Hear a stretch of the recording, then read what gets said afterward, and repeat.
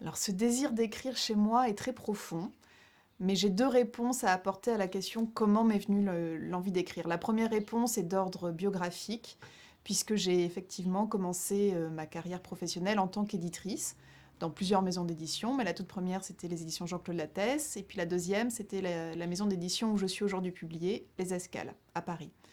Et un jour, j'ai rencontré une femme qui s'appelle Evelyne Pizier, qui était professeure de droit, qui a été directrice du bureau du livre, qui était très impliquée dans la vie intellectuelle, et qui voulait raconter son histoire, et plus exactement l'histoire de sa mère, sur fond de fin de colonisation, elle qui a vécu d'abord en Indochine, puis en Nouvelle-Calédonie, et qui a eu une grande histoire à Cuba pendant la révolution castriste puisqu'elle a été, entre autres, la maîtresse de Fidel Castro. Elle voulait raconter cette histoire, je pense, au soir de sa vie, pour léguer une forme de testament, peut-être, à la postérité.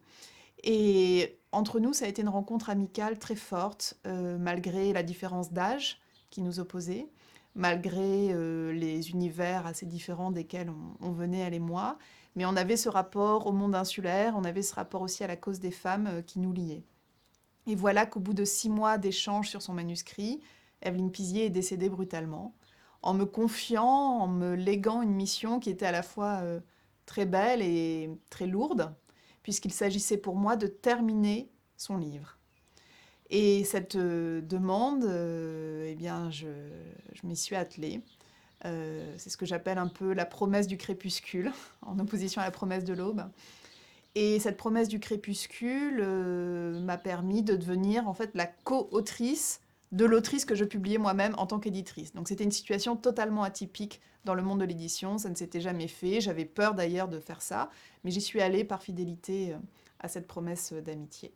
Donc ça c'est une réponse biographique, mais la réalité de l'écriture chez moi trouve sa source, je pense, dans des éléments beaucoup plus anciens, profonds, personnels, puisque je suis fille unique, donc j'ai grandi au milieu des livres. Les livres sont mes amis depuis toujours. J'ai une vie très voyageuse aussi, donc souvent en déplacement, déménagement, donc sans attache fixe avec peut-être des amis qui seraient des, des petites citadelles pour moi. Donc les livres étaient là pour m'ancrer dans quelque chose. Et j'ai toujours eu ce goût des mots, de la langue, du rapport aussi au rythme, à la danse du vocabulaire. Et je crois que c'est ça qui fait qu'aujourd'hui, je suis devenue écrivaine.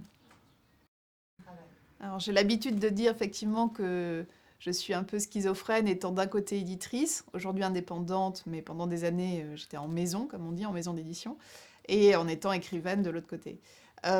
C'est comme si j'avais deux cerveaux qui ne dialoguaient pas entre eux. C'est-à-dire que j'ai le cerveau de l'éditrice qui est un cerveau plutôt sûr de lui, confiant, qui arrive vraiment en fait à voir dans les textes des autres ce qui peut être problématique, ce qui peut être améliorable, ce qui est déjà fabuleux, etc. Donc je suis vraiment la guide et l'accompagnatrice de ces projets-là. En revanche, quand j'écris moi-même, je suis assaillie par le doute. Je ne sais pas si ce que j'ai écrit vaut quelque chose ou pas. J'ai vraiment, vraiment besoin en fait de l'altérité. Et donc, depuis le début, les choses étaient très claires. Évidemment que j'allais avoir moi aussi un éditeur ou une éditrice qui allait superviser en fait mon travail, qui allait me donner des conseils, me dire ce qui n'allait pas. Et je ne suis jamais aussi contente que lorsqu'en fait je prends mon stylo rouge et je rature, je biffe, j'enlève des éléments de mon texte pour l'améliorer. Donc je suis vraiment très très ouverte aux critiques, aux remarques, parce que pour moi elles sont constructives et elles font partie de ce travail de l'écriture, bien sûr. Alors j'ai créé en janvier 2021 ce que j'appelle une agence littéraire indépendante, c'est-à-dire que je travaille comme éditrice freelance en externe, donc je ne suis pas à l'intérieur d'une maison d'édition, je ne suis plus dans l'entreprise, je suis ma propre chef, ça c'est plutôt agréable. Le travail en fait consiste à la fois à accompagner des manuscrits d'un point de vue strictement éditorial, mais aussi j'ai un rôle d'agent, donc je peux représenter des auteurs que je place dans des maisons d'édition et que je représente à la fois légalement et puis sur la partie encore une fois éditoriale. Alors je travaille avec des auteurs de la francophonie, ce qu'on appelle la francophonie, à défaut d'avoir trouvé mieux comme terme. Donc toute la partie insulaire m'intéresse beaucoup, donc je travaille beaucoup avec des auteurs réunionnais en ce moment, l'océan Indien, dont je suis moi-même originaire, puisque je suis franco-mauricienne, Mais j'avais aussi mis en avant des auteurs québécois, belges, suisses. Donc voilà, je suis ouverte aussi à d'autres voix et j'espère prochainement aussi pouvoir faire une incursion du côté de l'Afrique. Alors le deuxième livre que j'ai signé, qui est mon premier roman toute seule, puisque le tout premier livre, Et soudain la liberté, était une coécriture avec Evelyne Pizier. Le deuxième roman qui a pour titre Rivage de la colère, qui vient d'être traduit en anglais avec ce titre An Impossible Return, est un livre pour moi très important dans le lancement de mon chemin d'écriture, puisque c'est un livre qui revient sur un drame historique qui s'est joué dans l'océan Indien et qui est sans doute un peu le livre de mes origines. En quelques mots, c'est un livre qui retrace la déportation injuste, cruelle et vraiment révoltante d'un peuple, les Chagossiens, qui vivaient très paisiblement sur un atoll au plein cœur de l'océan Indien, les Chagos, qui dépendaient de l'île Maurice. Et en 1968, Maurice a accédé à l'indépendance. Cette île était vraiment depuis 158 ans sous domination britannique. Mais il y a eu en fait une négociation secrète entre les Anglais et les futurs dirigeants mauriciens. Et les Anglais voulaient conserver en fait l'atoll des Chagos pour pouvoir louer l'île principale à leurs alliés américains, afin que ces derniers y créent une base militaire. Donc là, on est sur fond de guerre froide, et les Chagos sont extrêmement bien situés, c'est très géostratégique, c'est à portée de missiles du Vietnam, de l'Afghanistan, on était dans un moment de crise. Donc c'était pour eux vraiment un bastion idéal.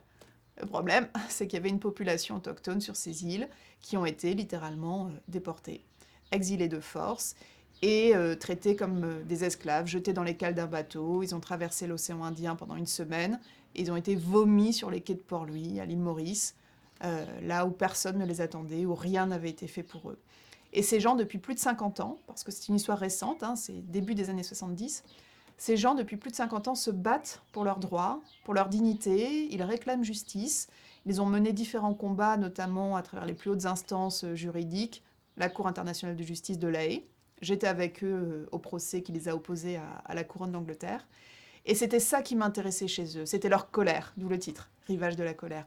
C'était leur révolte, c'était leur quête de dignité, vaille que vaille, alors que, bon, bah, sur le papier, ils ne sont que 2000, évidemment, ils ne sont pas constitués en force armée, ils n'ont pas grand-chose pour se défendre, ils n'ont pas eu accès à l'éducation, la plupart ne parlaient pas anglais, ne comprenaient pas ce qu'on leur demandait de signer, enfin, vraiment, c'est un drame de la colonisation ou de la décolonisation, selon comment on se positionne. Pour moi, c'est de la colonisation, parce que cette histoire montre que ce n'est pas fini. Et c'était beau de voir ces gens se battre comme ça, avec la simple chose qui leur restait, c'est-à-dire leur corps. Donc ils ont fait des grèves de la faim, des sittings, des choses comme ça. Et puis leur sens de l'humanité. Voilà. Donc c'est cette histoire que j'ai racontée dans ce roman.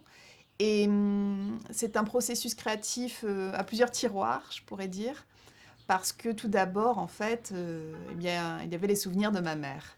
Il se trouve que ma mère a vécu sur l'île principale, qui s'appelle Diego Garcia, aux Chagos, au début des années 60, à un moment donc où cette île ressemblait encore à un paradis terrestre, où c'était l'Éden, où il n'y avait pas grand-chose sinon euh, les huttes, le petit village, la maison de l'administrateur colonial, et puis les cocoteraies, parce que c'était une île dédiée en fait à la production de copra, la noix de coco sèche, dont on fait de l'huile, etc.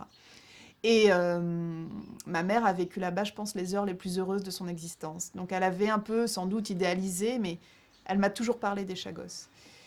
Et après cette imprégnation, on va dire, filiale, j'ai quand même senti qu'il fallait que je creuse un peu plus, et donc je me suis rendue à Maurice, et j'ai échangé avec les réfugiés chagossiens eux-mêmes.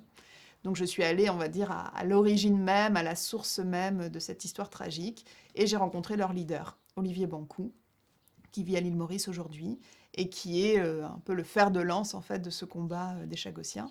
Et lui m'a permis d'accéder à toutes les archives. Donc là, ça a été des semaines de travail dans un petit bureau plein de poussière, à éplucher les archives, à regarder les photographies d'époque en noir et blanc, à consulter des registres aussi qui remontaient parfois au 19e siècle, et bien sûr, à échanger avec les gens. Parce que cette histoire étant récente, eh bien, on a des des témoins directs, en fait, des gens qui ont vécu dans leur chair cette histoire et qui peuvent la raconter face caméra en disant, bah voilà, moi j'avais 4 ans quand j'étais arrachée à mon île, je me souviens encore des pleurs de ma mère, je me souviens quand ma petite sœur est morte, je me souviens... Enfin, voilà, c'était vraiment une mémoire vivante qui m'a été comme ça donnée en héritage et qui m'a permis de construire aussi ce roman.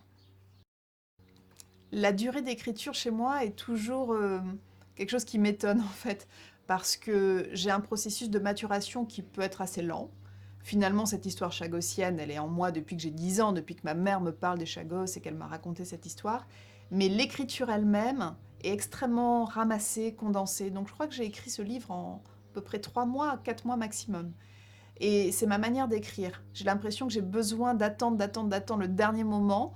Et à partir du moment où la plume trouve le papier, là c'est un jaillissement et je ne fais plus que ça, je suis très concentrée et ça me vient vite. Donc j'ai ce rapport un peu d'urgence à l'écriture. Parler des auteurs de référence, c'est ma question préférée, en même temps celle que je voudrais fuir à tout prix, parce qu'elle ouvre un champ considérable. Moi, j'ai fait des études de lettres classiques, donc j'ai été quand même baignée dans un rapport à la littérature, on va dire, institutionnelle. J'ai travaillé par exemple sur la poésie du 19e siècle, j'ai travaillé sur l'œuvre de Rimbaud, j'ai travaillé sur l'œuvre de Lautréamont. Après, j'étais très intéressée par des auteurs plus récents comme Georges Perec, qui a un rapport à la mémoire et au lieu tout à fait singulier. Et moi, je suis une grande passionnée de lieux. Je trouve que les lieux ont une âme et j'aime écrire les lieux. C'est aussi pour ça que je suis Randall Cottage. Les lieux, pour moi, sont très importants. Et puis, bien sûr, je peux citer Pellemel, Flaubert, j'ai étudié Ronsard. Enfin, c'est très ouvert. Mais récemment, je dirais que les voix, pour moi, qui ont été les plus importantes sont des voix de femmes. Ça a commencé très simplement, très classiquement, avec Marguerite Duras. Mon premier livre, d'ailleurs, Soudain la liberté, avait reçu le prix Marguerite Duras, qui était pour moi le plus beau des cadeaux. Duras pour la radicalité, Duras pour le murmure, Duras pour le cri, Duras pour la singularité d'une voix qui vraiment, en fait, échappe à tout conformisme. Ça, c'était quelque chose pour moi de l'ordre de la révélation. Et puis est venue, avant qu'elle soit prix Nobel de littérature, Annie Ernaux, qui pour moi a été un déclencheur dans le rapport de l'écriture à l'intime. Quand j'ai lu Annie Ernaux, quand j'ai découvert toute son œuvre, parce que là j'ai tout avalé, tout dévoré, je me suis dit voilà une femme qui a compris ça, que l'intime est politique, que l'intime dit le collectif, et que par exemple, en racontant dans l'événement son avortement à une époque où cela était illégal, eh bien, qui dit la condition de la femme en France dans ces années-là, et qui ouvre les perspectives.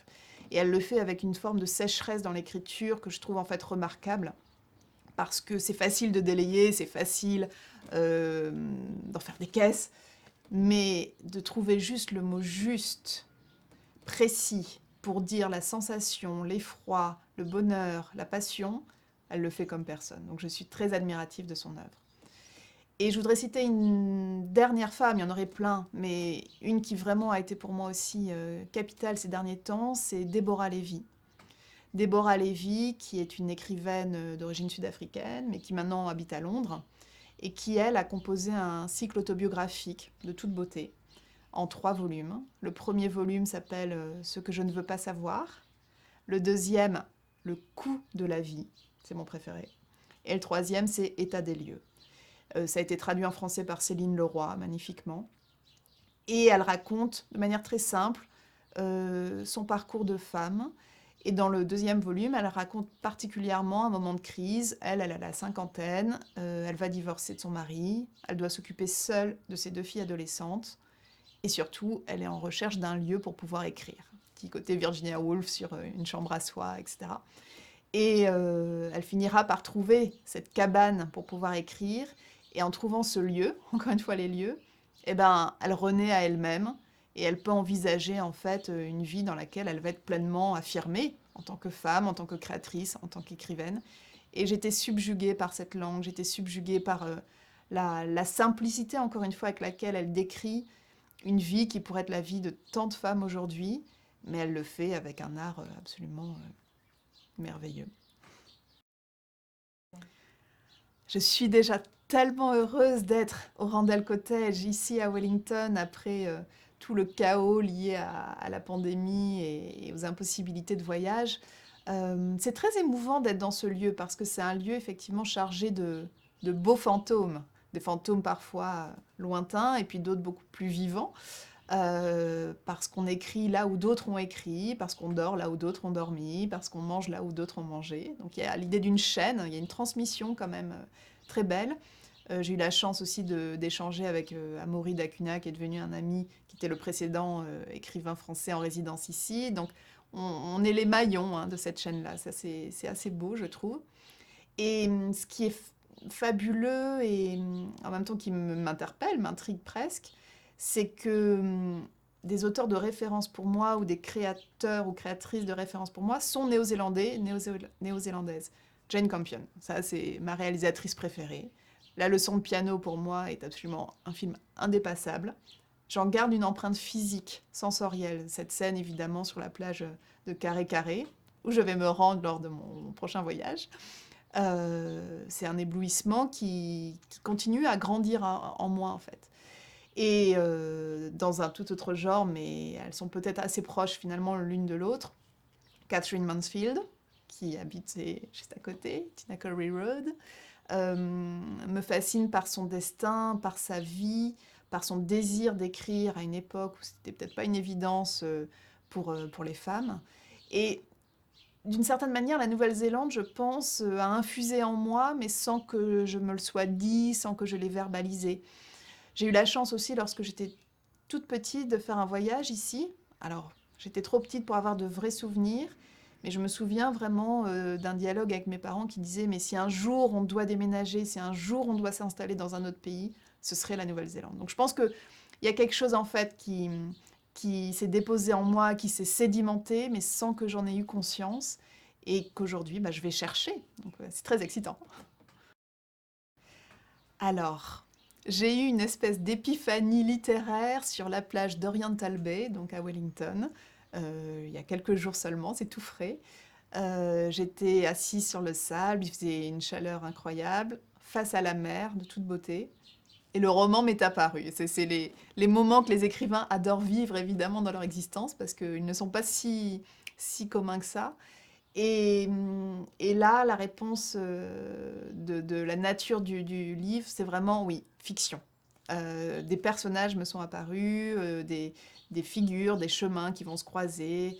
Il sera question de mouvement, il sera question, en fait, bien sûr, de ce que c'est que d'appartenir à une île. Je suis fascinée par la question de l'insularité. Le contraste permanent de l'île, ben, c'est le fait qu'on y soit attaché, on y revient, en même temps on cherche en permanence à en partir aussi, donc il y a une forme de mouvement double qui est très fort, donc il y a des exils choisis, des exils forcés, des retours impossibles, des retours désirés, enfin il y a tout ce chaos-là qui m'intéresse énormément. En Nouvelle-Zélande, bien sûr, il y a quelque chose qui est éminemment puissant, c'est la nature, la terre, cette terre qui tremble, cette terre qui souffle, cette terre qui avale, cette terre qui détruit, et cette terre en même temps qui donne les plus beaux présents aux êtres humains. Donc ça m'intéresse beaucoup. Et une autre question qui m'intéresse, mais qui est directement en fait une métaphore de ce que je suis moi, c'est la question du métissage, des croisements. Et ici, on est dans le pays de la dualité. Vous avez l'île du Nord, l'île du Sud, les Maoris, la langue anglaise, la modernité, la tradition. Et je suis fascinée par ces questions-là, et je pense que le prochain roman va explorer toutes ces pistes. Et il y aura bien sûr des personnages de femmes, je l'espère, passionnants. Alors pour ce premier séjour, j'ai vraiment prévu de faire ma gourmande, donc d'explorer au maximum l'île, de m'imprégner, de voyager, de ne pas dormir, enfin bref, d'avaler tout ce que je peux avaler, c'est vraiment l'idée. Donc je vais partir explorer l'île du Sud, je vais aller du côté plutôt là de Milford Sound et Doubtful Sound, je vais visiter les Catlins, vraiment le sud de l'île du Sud pour commencer. Et puis après, je vais être du côté d'Auckland et aller voir le Tongariro, Rotorua. J'ai envie d'aller dans des lieux qui, pour moi, sont à la fois des lieux aussi importants pour les Maoris. Ça, je veux voir, par exemple, Rotorua, ça c'est important. Je veux évidemment aller sur la plage de Pia et Carré Carré en souvenir de la leçon de piano de Jane Campion. Ça, je vais faire ce petit pèlerinage-là à Noël. Et puis lorsque je reviendrai en 2023, là, je pense en fait que j'aurai déjà lancé l'écriture, enfin c'est sûr même. Et donc, j'aurai peut-être aussi des personnes à voir, mais ce sera aiguillé par ce que j'aurai déjà lancé en amont. Donc, le fait d'avoir deux résidences en réalité qui viennent encadrer le moment de l'écriture, c'est absolument fabuleux. Alors, mes récents coups de cœur littéraires, qui ne sont pas forcément d'ailleurs, on va dire, chronologiques, sont des livres puissants et très différents. D'abord, je pense au roman La plus secrète mémoire des hommes de Mohamed Mbougarsar, qui a été récompensé par le prix Goncourt, et qui est un hommage à la littérature absolument fascinant, porté par de l'humour, de l'érudition, une verve, une forme de liberté totale dans l'écriture que je trouve admirable. Donc je recommande vraiment la lecture de ce beau roman.